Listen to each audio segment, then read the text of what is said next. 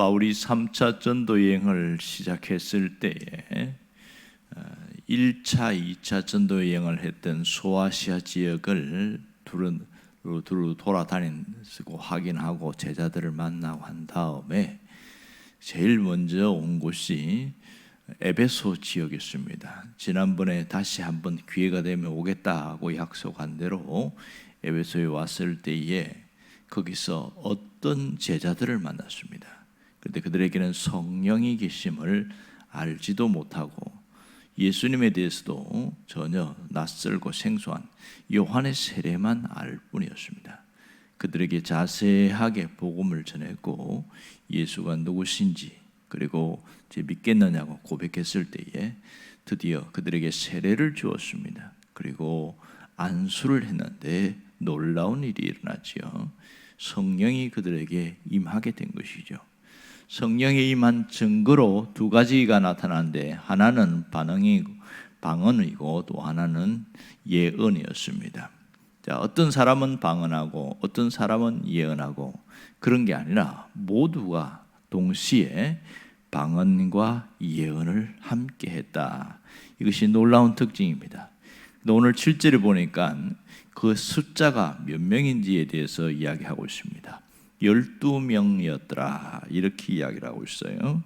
자, 여기 보면 이미 우리가 봤듯이 방언이 뭐냐, 단순히 알아들을 수 없는 말로 하는 천상의 말이 아니라 평소 언어가 소통이 되지 않았던 사람들 간의 소통이 진정한 방언이었다. 이 얘기를 지난번에 했던 기억나시죠? 그리고 이 방언은 주님과의 영적인 소통만 되는 뿐 아니라 사람과의 관계에서도 소통이 되는 것, 이것이 방언의 본질적인 의미다, 이 얘기를 했습니다. 또한 예언은 점쟁이처럼 미래를 알아맞히는 그것이 본질이 아니고요, 하나님의 말씀으로 과거를 해석하고 현재를 분별하고 미래를 예측하면서 자신과 타인의 삶을 올바르게 고추 세울 수 있는, 바르게 세우는 그런 것이 예언이다, 이렇게 이야기했습니다. 오늘 우리가 주목할 것은 방언과 예언이 동시에 나타났던 사람들의 숫자가 12이라는 것이 있습니다. 왜 12명이라고 이야기했을까? 12는 무슨 의미가 있을까요? 이게 중요한 것이죠. 어떤 분이 쓴 글에 보니까 이렇게 써놨어요.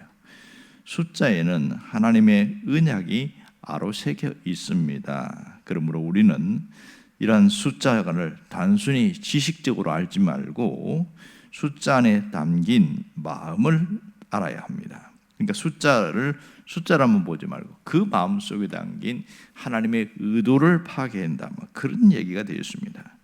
일반적으로 일주일을 7이라고 하고 1년을 12달에서 12 이렇게 이야기합니다. 그러니까 결국 숫자를 보면 하나하나에 의미가 담겨 있는 게 맞습니다.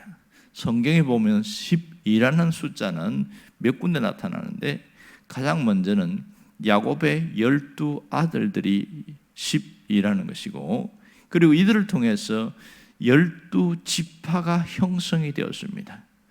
그리고 신약으로 넘어오면 예수님의 제자의 숫자가 12이었습니다. 그러면서 보면 이 10이라는 숫자는 단순한 12에서 숫자의 의미가 담겨 있음을 알 수가 있겠지요. 그래서 숫자를 푸는 사람 보니까 하늘을 3이다 이렇게 이야기하고 땅을 4라고 이야기합니다. 4는 뭐냐? 동서남북을 가리킨다고 해서 4라고 이야기고요. 결국은 하늘과 땅이 임하는 것을 10이다 이렇게 합니다. 3 곱하기 4는 12 이렇게 얘기하는 분들도 있더라고요. 결국 하늘의 뜻이 땅에 임한 자들은 하나님의 아들들이다, 바로 천국 시민권을 가진 자들이다, 이렇게 해석을 해놨더라고요. 그러니까 그럴 수도 있구나 이런 생각을 하게 되었죠. 결국 12사람이라는 것을 강조하는 것은 그들이 하나님의 자녀였기 때문이다, 그런 얘기가 되겠죠. 오늘 여기에 보면 이들에게 성령이 임했을 때에 그 12사람에게 방언과 예언이 동시에 임한 것을 우리가 주목해야 됩니다. 그러니까 이 방언과 예언을 동시에 임했다는 것은 그 뜻을 충분히 우리가 알아야 하는데요, 따로따로가 아니라 함께 어우러지는 깨달음이 그들에게 있었음을 알 수 있습니다. 반대로 방언은 대화가 통하지 않는 사람 간의 소통이라는 것을 얘기했지요. 소통은 반드시 공감을 전제로 해야 합니다. 상대방에 대해서 이해하는 마음, 공감이 없이는 소통이 불가능하게 되겠지요. 어떤 사람과 소통이 원활하게 이루어졌다 그렇게 말한다면 저 사람의 마음을 잘 이해하고 있구나, 공감하고 있구나, 이렇게 말하고 있는 것이죠. 그러니 소통력이 공감력이라는 것을 우리는 알 수 있지요. 또 예언은 이미 말씀드린 대로 과거를 해석하고 현재를 분별하고 미래를 예측하는 것이 예언이라고 그랬습니다.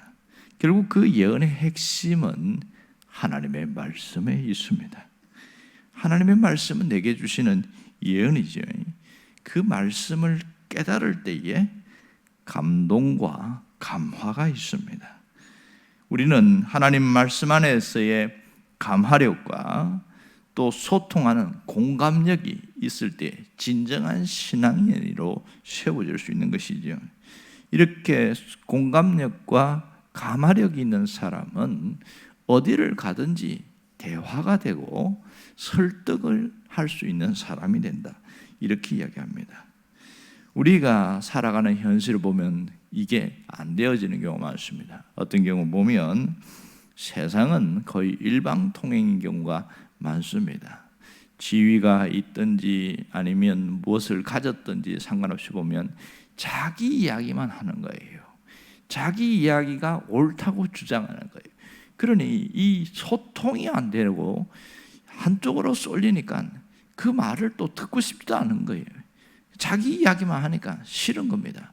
서로 모여서 이야기할 때도 상대방 이야기도 들어줄 줄도 알고 또 상대방의 아픔도 받아들고 그렇구나, 얼마나 힘들었냐, 이렇게 공감하고 이래야 대화가 되는데 일반적으로 점점 이 일방통행으로 흘러가는 경우가 굉장히 많습니다.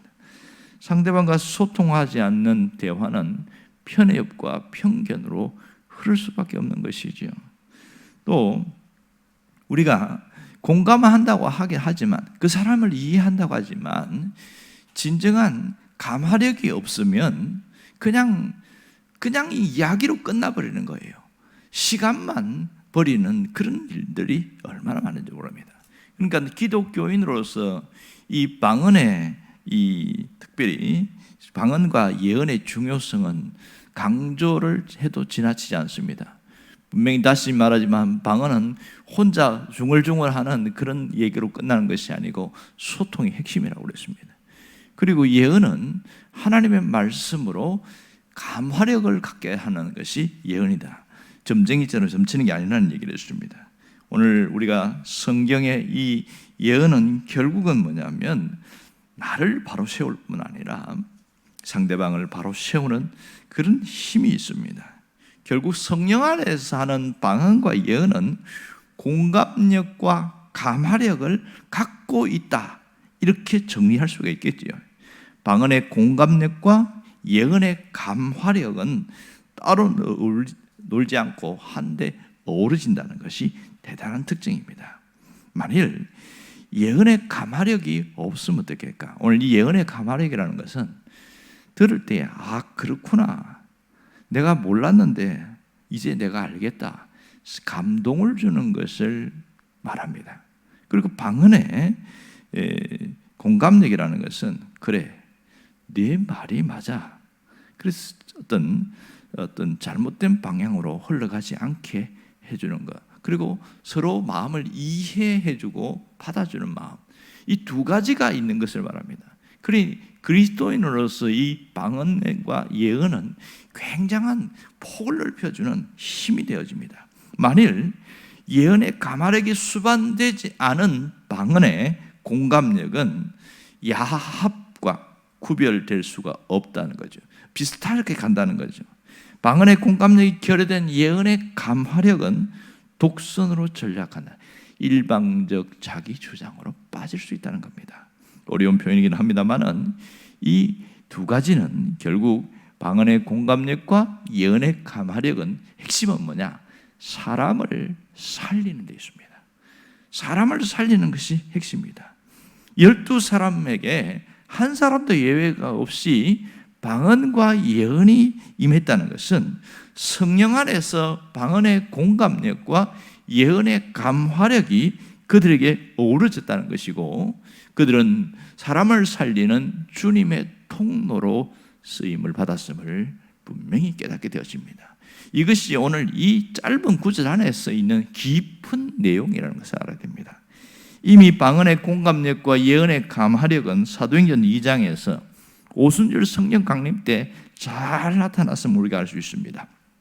당시 사도행전에 보면 유대인들 중에 두 종류가 있었습니다. 헬라파 유대인과 히브리파 유대인이 있었습니다.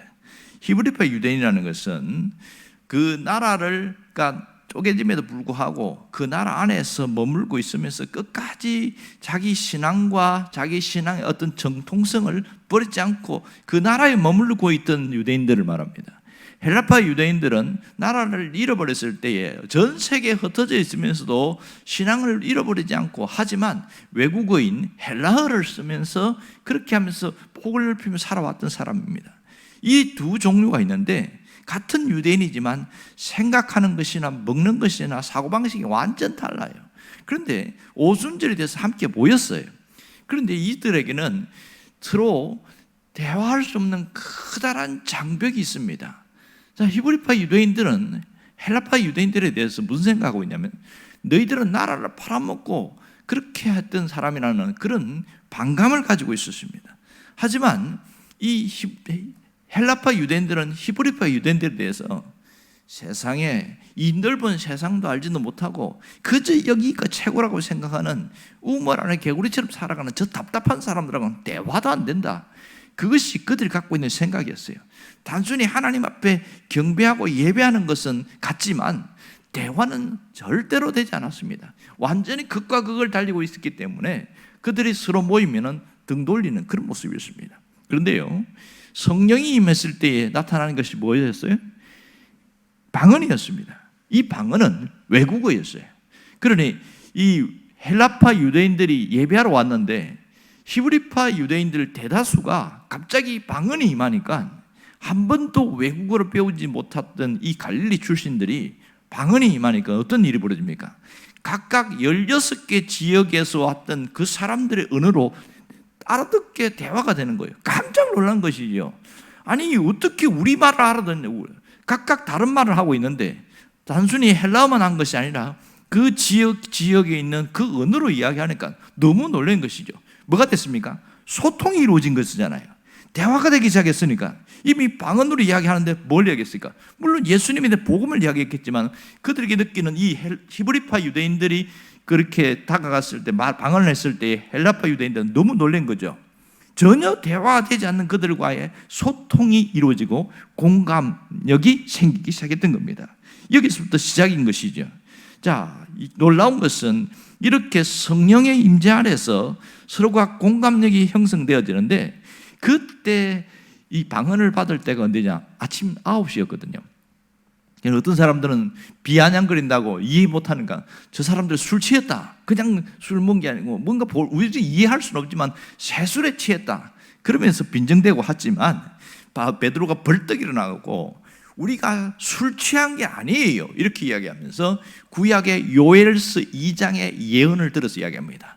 요엘 2장의 예언을 이야기하면서 베드로가 벌떡 일어나서 그때에 메시지를 전하기 시작합니다. 그 메시지를 전하면서 이것은 예언된 것이 이루어졌고 우리를 통해서 나타난 것이다. 예수는 그리스도다. 그런 얘기를 합니다. 놀라운 것은 베드로를 설교를 듣고 있던 거기에는 히브리파 유대인들, 헬라파 유대인들 같이 있었지만 동시에 느낀 것은 깨달음이었습니다. 감화력이 있었어요. 베드로의 설교에 얼마나 강력한 감화력이 있었던지 형제들아 우리가 어찌할꼬 이 깜짝 놀라는 것이죠. 그럴 때에 뭐라고 그랬어요? 각각 예수 그리스도 이름으로 회개하여 성령으로 세례를 받고 성령을 선물로 받으라, 이런 얘기합니다. 그래서 그들이 3,000명이 돌아오는 엄청난 일들이 생겼습니다. 이 성령 안에서 예언은 바로 가마력을 준다는 겁니다. 하나님의 말씀을 통하여 이런 엄청난 변화가 일어났습니다. 그러면서 결국은 성령 안에서 히브리파 유대인과 헬라파 유대인들이 서로가 하나가 될 수 있는 굉장한 일들이 생겼습니다. 예루살렘 교회는 그렇게 시작되었습니다. 도무지 섞일 수 없는 그들이 방언의 어떤 공감력과 예언의 가마력이 그들을 하나로 만들어준 겁니다. 오늘 우리가 신앙인으로 산다는 것이 뭐냐? 바로 이러한 부분이 우리 몸에도 들어와야 된다는 겁니다. 2000년 전에 오순절에 임한 성령님은 2000년 후 지금 우리에게도 동일한 성령인 것을 알 수 있습니다. 성령께서 우리에게 오실 때서 하는 게 뭡니까? 소통입니다. 서로 벽극이 되고 서로 맞지 않는 사람이지만 방언이 임한 것은 공감하고 소통하게 하기 위한 것이죠. 그리고 하나님의 말씀을 깨닫게 하는 이유가 뭡니까? 그것은 가마력이에요. 상대방의 사람들에게 설득할 수 있는 힘을 말씀을 통해서 주셨다는 것을 놓치지 않아야 됩니다.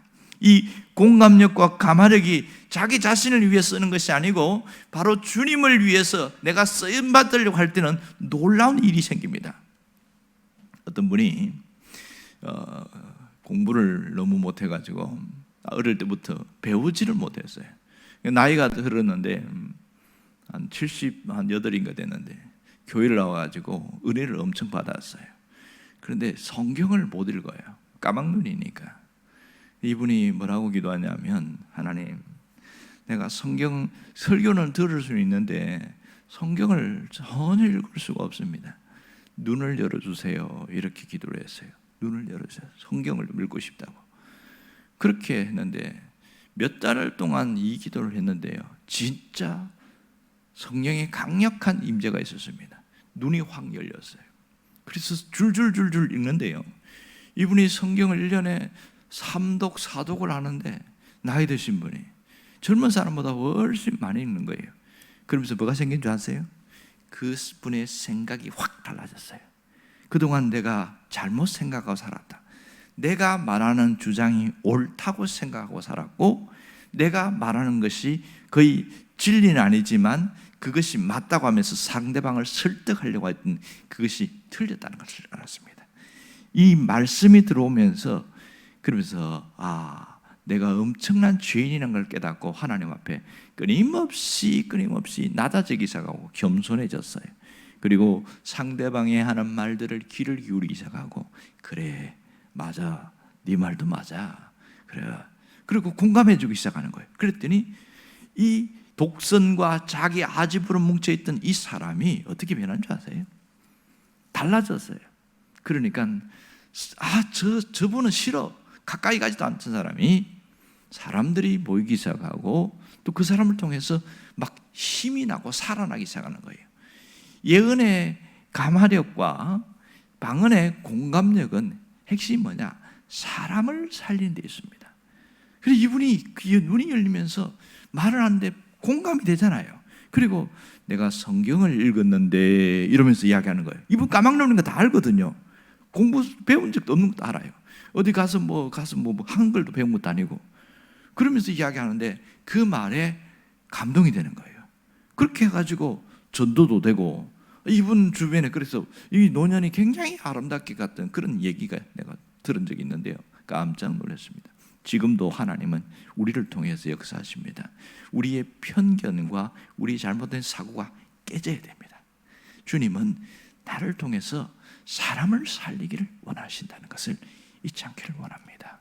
여러분은 하나님의 영이 임하기 때문에 방언의 공감력과 예언의 가마력으로 우리에게 역사하심을 잊지 않고, 하나님은 나를 통하여 일하신다, 이것을 깊이 깨달을 수 있기를 바랍니다.